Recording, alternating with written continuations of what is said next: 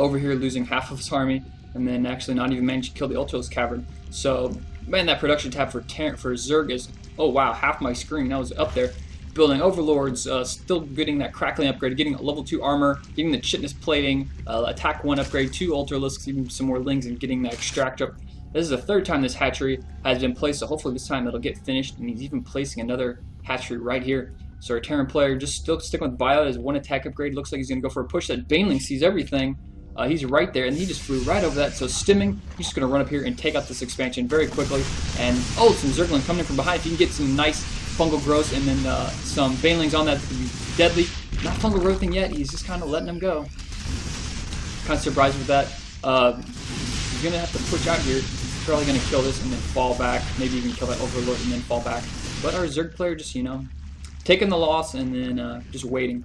I find that sometimes when I play Zerg, when you know you have more expos than your opponent, you can just sacrifice an expo to kill one of his, or just if you don't feel the positioning is right, you just walk away from it. Because I mean, even though he's lost like 3 expos, I still think he's doing fairly well. Food count 161 to 145, so the Zerg player isn't too far behind.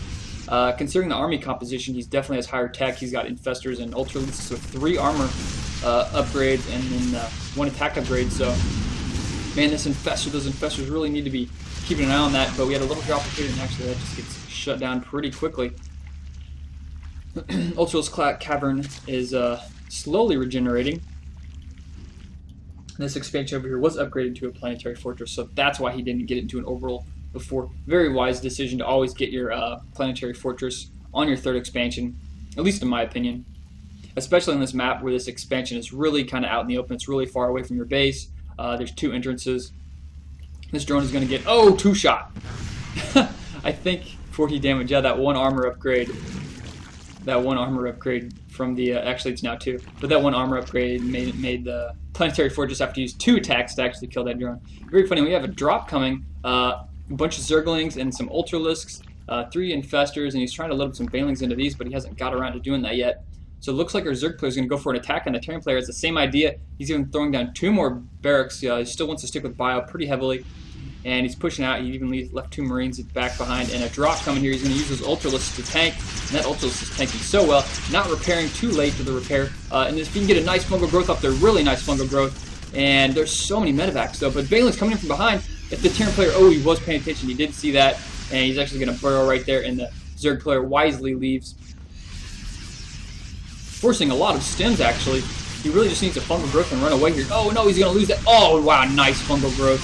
And I think that was a pretty good trade for the Zerg player. Oh, but he's going to lose so many drones, so he really needs to burrow those, or at least run those away. But, man, there's so much damage done to this bio army from all the stim, but considering how many medevacs he has, wow, so many medevacs, 11 medevacs. I really don't think it matters in the long run, but he's losing ultralisk here, and it's really not doing that, not really cost effective. And here we go, we have a Baneling drop. Oh, right on top of all these units, this is going to be amazing. No, too slow. I think he's dropping them. Yeah, he did dropping them, they rolled and caught up, but we have more Banelings streaming in a big river. Banelings coming up, and this Terran player is going to have to stim again, but so many of them can't even stim anymore. He might just, oh, actually turning around and picking off all the Banelings. Very nice. He has some more Banelings in here, but deciding to fall away. I think he has more medevacs now than he does Marauders at this point. So Leenock is kind of low on the army. He's building 3 ultralisks, 16, 4 more ultralisks out here, but I mean, I don't know if he's going to have enough, because this focus fire that those Marauders are so deadly to ultralisks, and with all these medevacs, I think he can just out-heal the DPS of just those few ultralisks.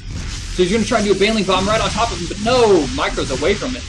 MasonPrime is just playing so well. Finally, we have another attack up here to the right. Some more units just come up here with no support, though. Where the hell did that queen go? Oh shit, he got picked up. Wow, very nice. But he's going to lose all these units. No medevac protection, no Kegels. Unfortunately, rebuilding this command center, he's going to put that up. And the pressure from MasonPrime is just pretty much overwhelming for the Zerg player. He doesn't have an expo here. He lost that expo. He can't put this one back up. He really needs to get rid of those medevacs and get rid of his army. Coming in with some drops, a couple of Banelings, but actually picking units up in his own medevac. And he's probably going to fall back to base and regroup. So, wow, he has so many barracks. What is this? Holy, that's a lot of barracks. I don't even think he can support that many barracks. He really needs to put down these expos, clear that out easily. So he had a lot of pressure there. I think the Zerg player is somewhat behind right now, but he's actually ahead in food count. So 153 food for our Zerg player and 122 for our Terran player. Terran player now 1 armor upgrade, 2 attack upgrade, pushing out still a fleet of medevacs. Actually, he's built some more since the last engagement, and these we're really gonna need some pretty clutch fungal growths here. And fungal growth's going down right there on the majority of the forces. He's bringing in some banelings to run in and blow up. Yeah, very nice. Fortunately, he didn't have more. Oh, bad infestor control. But it looks like he's going to be able to clean up all those units, or the Terran player's just gonna have to fall back. But he's coming back in. He doesn't have enough for fungal growth. I really think he needs to get some more infestors in his matchup, considering how many medevacs and how much bio he's up against. I think infestor, ultralisk, baneling is his best combination at this point. He could even get a couple, like 1 or 2 corruptors just to kill these medevacs. But I mean, if your infestor control is good enough, you can actually use infested fungal growth to kill these medevacs and then drop some infested Terran to shoot the air. So he's going to actually lose 3 overlords here. Too bad, but he says so many extra overlords, it doesn't even matter. And he actually has a baneling just sitting here. I'm interested because he's got like random banelings all over the place. Another attack here, canceling that extractor, coming up, saving those drones. Very nice. He's going to have to get a fungal growth up there, getting some banelings. We have quite a few ultras now, 4 armor upgrades and 2 attack upgrades. So he's getting pretty teched up. I think actually ahead of our Terran player at this point. Oh, he could fungal growth all those. Oh man, he really needs more infestors at this point. These units are just getting healed so much, and they're just kiting these ultralisks like crazy left and right. And oh, nice baneling, took out so many. Oh wow, very nice. Those banelings paid off right there, and he just mopped up the rest of that army. So let's check how many expansions we're actually playing off of. So our Terran player is at 1 expansion, kind of half an expansion here, and then another. So basically 2.5 expansions. Our Zerg player long distance mining, so he's on 1 expansion, and soon to be 2 expansions here. So let's check the economy. Our Zerg player well ahead with economy harvester-wise, but he's behind because he actually doesn't have that 2nd expansion going up yet. And let's check back to the production. So getting that final attack upgrade for each player, and the 2nd armor level upgrade for our Terran player. So at this point, I'm surprised our Terran player hasn't like teched into any other type of units. He's pretty gung-ho on sticking with this bio. I mean, even if he had one extra starport making banshees, I really think it could pay off for him to do some harassing, considering Leenock has almost no AA besides these few infestors that I don't even think he's got the upgrade for yet. No, he still doesn't even pathogens glands.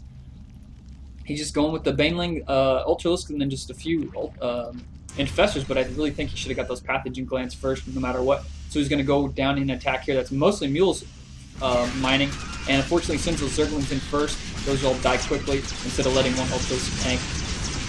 And this thing is going to die very quickly, not enough SCVs to repair. That thing drops, and there goes a bunch of money. So our Terran player staying up here, he's going to try and suicide on that hatchery, but no, he's falling back. Actually managed to take out quite a few banelings right there, not lose too much. I just lose a bunch of life to stim. So stimming again, he's just stim crazy with so many medevacs. He can definitely afford it. So coming in, bad. What's he doing? There you go. There's a fungal growth. That's what he needs. And he needs to fall back, get those infestors out of there. This one still has more than enough life, so very good. He needs a fungal growth that air. Oh, he can totally afford it, but he's going to come back here and deal with these marauders because they're... Man, this base has died like, what, 5 times? That is crazy. So that base is dying so many times, and our Terran player is really in kind of a pickle right now. He's still mining off this base, but our Zerg player actually is not mining off any base either. He's just really long distance mining, and when it comes to long distance mining, I think a Zerg player has a clear advantage considering he has almost double the number of harvesters. There's another attack coming here. Still has a couple infestors with fungal growth. He really needs to fungal growth those Marines, and they will just get chopped up quickly by those ultralisks, but having to fall back. Coming back in here, really needs some fungal growth. He really needs more infestors out, I think, to deal with these medevacs. If he could just get rid of these medevacs, his bio ball would be so much weaker. You can just see MasonPrime just stim like continuously through this whole game. He's just been stimming left and right, and he can because he has so much heal. So he's going to get some more infestors out, but he really needs to watch out. All those things are so weak. Only 90 life. And he does have 2 more upgrades, but man, just these few bios still killing Leenock, and he didn't do any type of tech switch this entire game. He just stuck with his game plan. And GG's, there we go. Leenock finally leaving. So both players sticking to their strat through the entire game. No tech switch, unfortunately. I really like to see tech switches in long, drawn-out games, but MasonPrime with some great just bio ball medevac, just all over the place, taking expo after expo and microing very well with stim. So I hope you enjoyed that game, and I'll see you guys later.